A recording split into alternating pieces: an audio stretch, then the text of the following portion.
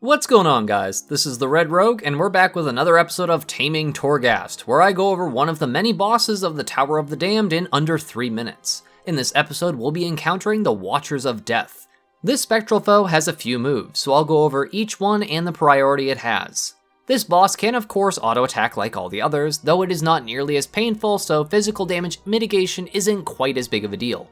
He will also have access to the Unnatural Power buff, which gains a stack once every 10 or so seconds and increases his damage and movement speed by 10% with each one.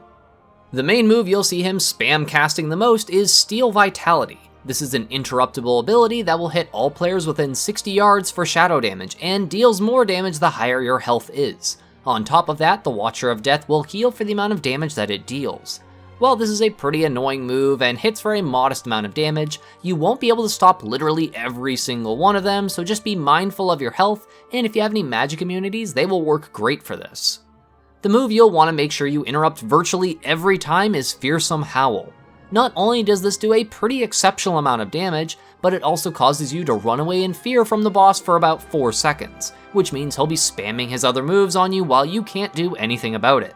This boss can be stunned and CC'd like all the others, so if you don't have an interrupt available but do have something like a stun or an incapacitate, then you can use that to stop the cast briefly, although he will continue to try casting it until it is either successful or until you use an actual interrupt.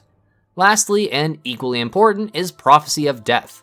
This causes the boss to spam purple puddles on the ground that will appear underneath you. Do not get hit by these, as they do a very large amount of damage and also reduce your maximum health by 20%, and that effect stacks each time you get hit by it. For sake of experimentation, and to confirm this, it can very easily two-shot you if you stand in these puzzles without a magic immunity. Just keep moving during this phase and you'll be fine.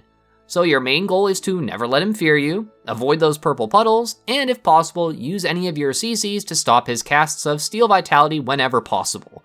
If you have strong self-healing, then it shouldn't matter regardless, but it can potentially drag the fight out longer if you let him get a lot of those off. The Crown of Obstinance generic anima power is always a fantastic thing to get a hold of if you're going against bosses that love to spam abilities like he does, so if you see it, then don't hesitate to pick that anima power up. I hope this rundown of the Watchers of Death fight will help you get even more Soul Ash and legendaries, and if it was helpful to you, then maybe consider leaving a comment, a like, or even sharing this video with other folks that might find it useful. I plan on covering every Torghast boss, so keep an eye out for others that you might need help with.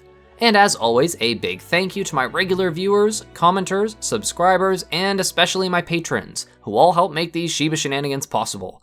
Thank you all so much for watching. This is the Red Rogue, and I'll see you guys around.